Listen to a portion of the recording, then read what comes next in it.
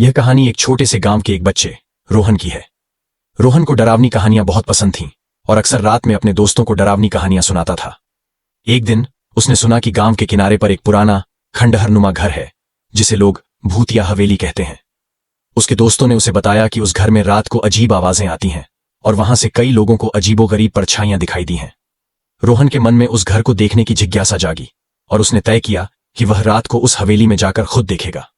उसके दोस्तों ने उसे मना किया, लेकिन रोहन ने उनकी बात नहीं मानी और रात के समय चुपके से हवेली की ओर निकल पड़ा।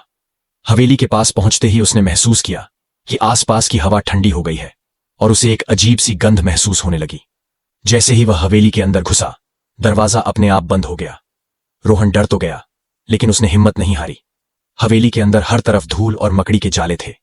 धीरे धीरे चलते हुए रोहन ने देखा कि एक पुरानी सी कुर्सी अपने आप हिल रही थी। जैसे ही वह आगे बढ़ा, उसे किसी के धीमे धीमे बोलने की आवाज सुनाई दी। वह आवाज उसके नाम को पुकार रही थी, रोहन, रोहन। रोहन के पैर कांपने लगे, लेकिन फिर भी उसने आवाज का पीछा किया। उसने देखा कि एक पुराना आईना दीवार पर टंगा है और उसमें एक अजीब सी परछाई दिखाई दे रही है। अचानक वह परछाई हंसने लगी और उसकी आंखों में एक अजीब चमक थी। रोहन डर के मारे पीछे हटने लगा, लेकिन उसका पैर किसी चीज से अटक गया और वह गिर पड़ा। उसने उठने की कोशिश की, तभी उसे महसूस हुआ कि कोई उसके कंधे पर हाथ रख रहा है। जैसे ही उसने पीछे मुड़कर देखा, एक बूढ़ी औरत की भयानक शक्ल उसके सामने थी, जिसकी आंखें लाल और बाल बिखरे हुए थे।